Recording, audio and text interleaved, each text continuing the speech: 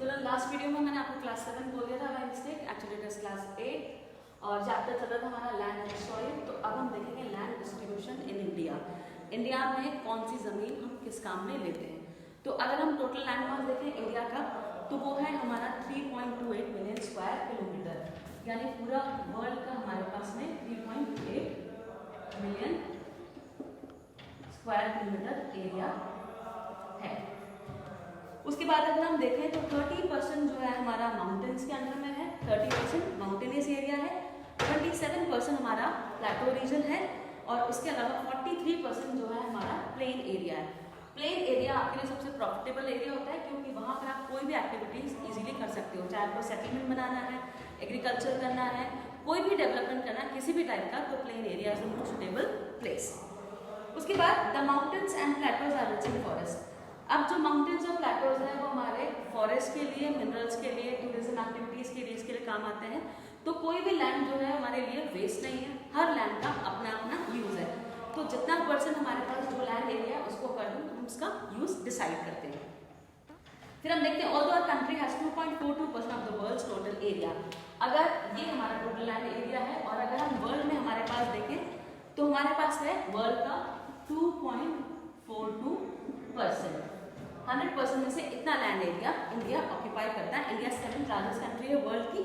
उसके अलावा it's about 16% of the world's population. अगर वर्ल्ड पॉपुलेशन हम देखें तो हमारे पास टोटल पॉपुलेशन वर्ल्ड की जो है वो है 16%। अकेले 16% आबादी भारत के अंदर है, यानी huge number of people are there और हमारे पास लैंड सिर्फ इतनी है। तो हमें सर्वाइवल के लिए काफ़ी सारी एक्टिविटीज़ हमारी लैंड से, हमें लैंड को प्रॉपरली यूज़ करना ज़रूरी है। तो लैंड यूज पैटर्न जो है हमारा वो बहुत प्रॉपर प्लानिंग उसकी इंडिया में करनी पड़ेगी हमको। उसके बाद हम देखते हैं आगे, India is geographically very diverse due to which the land use pattern is also varied. अब इंडिया डाइवर्स कंट्री भी है क्योंकि plains, plateaus, mountains, desert, island सब कुछ हमारे पास में है। तो हमें उनके यूज को भी वैसे ही करना है कि हमारी 16% पॉपुलेशन जो है वो इस टोटल लैंड एरिया में प्रॉपरली सर्वाइव कर जाए।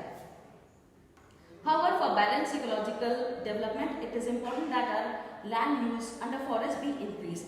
अब क्योंकि इकोलॉजिकल बैलेंस आपको मेंटेन रखना है तो हमें अपने फॉरेस्ट को डिस्टर्ब नहीं करना है। एटलीस्ट 30% लैंड एरिया हमारा फॉरेस्ट में होना चाहिए अगर हम चाहते हैं कि हमारा एनवायरनमेंट, हमारा इकोलॉजिकल बैलेंस मेंटेन रहे। जबकि हमारे पास में कितना है, एट प्रेजेंट ओनली 22% है। सिर्फ 22% आपका जो लैंड है वो फॉरेस्ट में है, बट वी नीड एक्चुअली 33%। इतना हमको चाहिए और हमारे पास है 22% सिर्फ, यानी हम काफ़ी पीछे हैं। तो हमें अपने लैंड को थोड़ा सा और इम्प्रूव करना है, यानी फॉरेस्ट के अंदर में डालना है। उसके अलावा 3% लैंड एरिया जो है वो हमारा पास्चर लैंड है, जो हमारे ग्रेजिंग ग्राउंड, हमारे जो लाइफ स्टॉक है, एनिमल्स की ग्रेजिंग के लिए काम आता है, वो है हमारे पास में 3%। तो ये भी हमारी कैटल पॉपुलेशन जो है उसके अकॉर्डिंग काफ़ी कम है क्योंकि हमारी कैटल पॉपुलेशन भी हमारे पास में काफ़ी सारी है। अब नेक्स्ट टॉपिक जो हम देखते हैं वो है लैंड डिग्रेडेड। क्या क्या कारण है जिसकी वजह से हमारे लैंड का नुकसान हो रहा है। Solid and liquid waste is constantly being dumped on the land. Factory से निकलने वाला कचरा, हमारे घर से निकलने वाला कचरा, हमारा सीवेज वगैरह जो ड्रेनेज है वो सब कहीं ना कहीं हमारे ज़मीन पर या नदियों में मिल जाती है और इसकी वजह से हमारी जो लैंड है डिग्रेड हो जाएगी, चाहे सॉलिड वेस्ट हो चाहे लिक्विड वेस्ट हो। 23% of the world's usable land excluding mountain and desert has been degraded. और इस तरह से 23%, 23% जो टोटल वर्ल्ड की लैंड है वो डिग्रेड होती जा रही है, डिग्रेड हो गई है।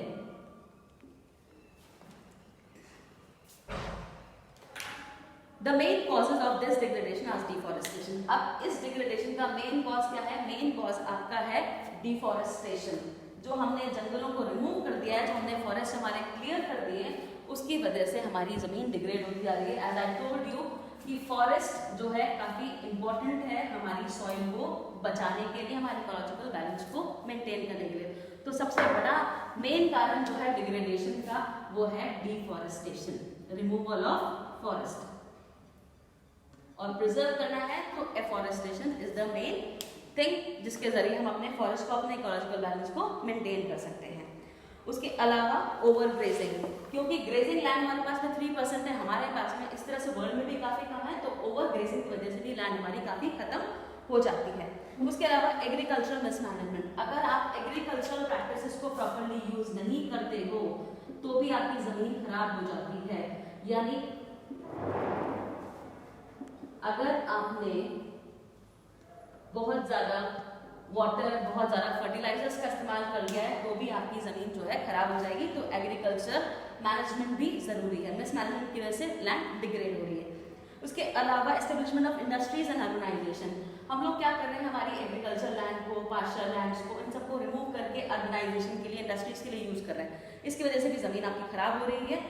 Large parts of India, Pakistan, Egypt and USA suffer from water lodging. उसके अलावा बहुत सारे कंट्रीज हैं जो कि वाटर लॉजिंग की वजह से या सॉइल स्केर्सिटी की वजह से सफर कर रही है। उनके पास या तो अच्छी टाइप की सॉइल नहीं है या फिर पानी काफी इकट्ठा हो जाता है, जमीन के अंदर पर्सोलेट हो जाता है, उसकी वजह से भी जमीन खराब हो जाती है। तो बहुत एक्सेस में अगर हम पानी का यूज करेंगे तो भी खराब होगी, बहुत कम यूज करेंगे तो भी खराब हो जाएगी। तो मैनेजमेंट जरूरी है उसके लिए। Then over 2 million hectares of land in the world is degraded due to improper waste disposal. 2% जमीन जो है वर्ल्ड की वो improper disposal of waste, जो कचरा हम डालते हैं अगर वो improper तरीके से तो उसकी वजह से ये लैंड खराब हो रही है। 1/3 of Earth's land area 50 million square kilometer has been affected by desertification. उसके अलावा 1/3 पार्ट यानी 1/3 जो अर्थ का पार्ट है, अर्थ की लैंड है, वो किसकी वजह से, वो डेजर्टिफिकेशन की वजह से खराब हो रही है। यानी हमने जमीन इतनी क्लियर कर दी और बाद में हमने कोई मेथड यूज नहीं करे उसको सही करने के लिए, तो वो धीरे धीरे धीरे जो है जमीन जो है मिट्टी होती है वो डेजर्ट में कन्वर्ट हो गई है, तो उसकी वजह से खराब हो गई है। स्पेशली आप देखो Asia, Africa, Latin America, north America और मेडिटेरियन रीजन्स में ऐसा देखने को मिलता है। 1994 में हम देखेंगे some 180 countries signed the UN Convention to combat desertification after the Earth Summit in 1992. 1992 में रियो डी जेनेरियो ब्राजील में अर्थ समिट हुआ था, जहां पर इन सब जो प्रॉपर मैनेजमेंट है, जो भी इकोलॉजिकल इम्बैलेंस चल रहा है उसको लेकर प्रॉब्लम्स डिस्कस की गई थी।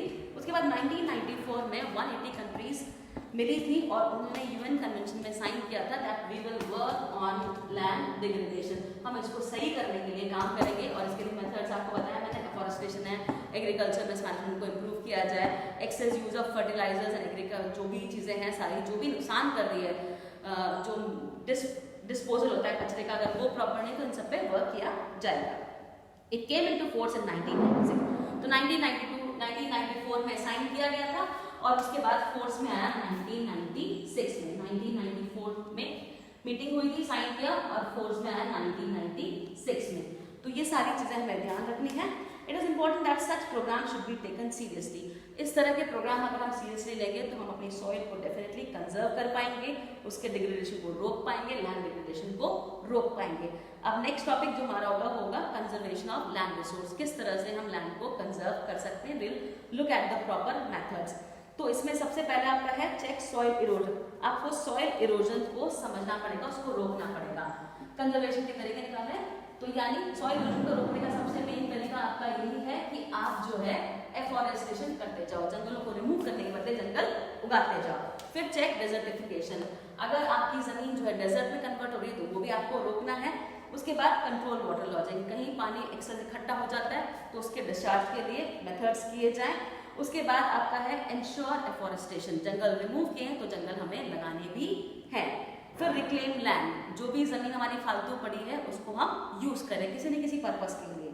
चेक ऑन ओवर ग्रेजिंग, अगर ओवर ग्रेजिंग होती है तो उसको भी हमें रोकना है, यानी जब तक पार्शल लैंड कंप्लीटली रेडी ना हो जाए आपके पास में तब तक एनिमल्स को उधर ग्रेजिंग के लिए नहीं भेजना है। उसके अलावा regulate use of chemical pesticides, जो हम हार्मफुल पेस्टिसाइड्स फर्टिलाइजर्स खेतों में इस्तेमाल करते हैं उसको हमें रोकना है, एक्सेस यूज नहीं करना, जितना रिक्वायर्ड है उतना ही। Increase productivity of the land with improved farming method, land की प्रोडक्टिविटी को इम्प्रूव करना है तो हमें फार्मिंग मेथड्स को प्रॉपर करना पड़ेगा। ये सब चीजें जो है हमारे कंजर्वेशन के लिए रिक्वायर्ड है, अगर हमें अपनी लैंड को कंजर्व करना है तो। Conservation of land resources, I hope you will understand this topic very clearly. इसके अलावा और जो तरीके हो सकते हैं, ऑर्गेनिक फार्मिंग हो सकती है जहाँ पर हम आर्टिफिशियल मेथड्स की जगह नेचुरल मेथड उनका इस्तेमाल करेंगे एग्रीकल्चर के लिए। उसके अलावा क्रॉप रोटेशन है। क्रॉप रोटेशन होता है कि हमने एक फसल उगाई उसके बाद हम अगले सीजन में दूसरी फसल उगा रहे हैं, क्योंकि जो न्यूट्रिएंट्स एक फसल ले चुकी है अब उसके अलावा दूसरे न्यूट्रिएंट्स जो बचे हैं उसके अकॉर्डिंग हम फसल उगाएं। तो उससे किसी का नुकसान नहीं होता है। यानी जिस चीज़ की कमी है हम वो फसल ना उगाएं जिसको वो न्यूट्रिएंट्स चाहिए। तो जो एक्सेस न्यूट्रिएंट्स हैं वो यूज रहेंगे और जो खत्म हो चुके थे वो वापस रिन्यू हो जाएंगे। तो ये मेथड्स है, मल्टीपल क्रॉपिंग है, एक ही जमीन पे हम 2-3 तरह की फसलें उगा सकते हैं, 2-3 काम कर सकते हैं। तो इस तरह के मेथड्स अगर हम अडॉप्ट करते हैं तो हम सेम पीस ऑफ लैंड से प्रोडक्टिविटी को इम्प्रूव कर सकते हैं। Thank you.